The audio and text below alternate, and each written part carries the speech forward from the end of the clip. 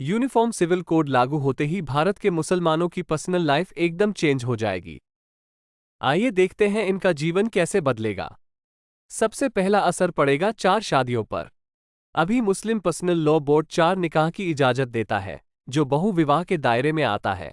अन्य धर्मों में 4 शादियां प्रतिबंधित है। यूनिफॉर्म सिविल कोड में सभी धर्म के लिए बहुविवाह प्रतिबंधित कर दिया गया है। कानून में साफ साफ कहा गया है कि कोई भी व्यक्ति, चाहे महिला हो या पुरुष, दूसरी शादी तब तक नहीं कर सकता जब तक उसका पार्टनर जीवित है या तलाक नहीं हुआ है। इसके बाद है हलाला और इद्दत पर रोक। समान नागरिक संहिता कानून में मुसलमानों में इद्दत और निकाह हलाला जैसी प्रथाओं को भी अपराध के दायरे में रखा गया है। इस कानून के सेक्शन 30 में कहा गया है कि महिलाएं अपनी शादी के अधिकार का बिना किसी शर्त के इस्तेमाल कर सकती हैं।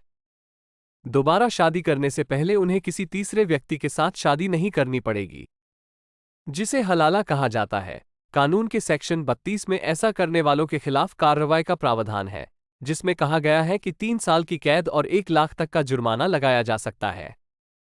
मुसलमानों के लिए जो महत्वपूर्ण चीज बदलेगी वो है शादी की उम्र। समान नागरिक संहिता कानून में मुस्लिम लड़कियों की शादी की उम्र 18 और लड़कों की उम्र 21 तय की गई है। अभी शरीयत में मुस्लिम लड़कियों को 13 साल की उम्र में शादी के लायक मान लिया जाता है। कानूनन यह उम्र नाबालिग है। पॉक्सो कानून के तहत नाबालिग से शारीरिक संबंध अपराध के दायरे में आता है। साथ ही बाल विवाह कानून में भी नाबालिग की शादी पर रोक है। ऐसे में मुसलमानों में 13 साल की उम्र में शादी की इजाजत कानून के सामने चुनौती जैसी है। संपत्ति के बंटवारे का तरीका भी बदल जाएगा। शरीयत के मुताबिक मुस्लिम व्यक्ति अपनी संपत्ति का 1/3 हिस्सा किसी को भी दे सकता है, जबकि बाकी का हिस्सा उसके परिवार के सदस्यों को मिलता है।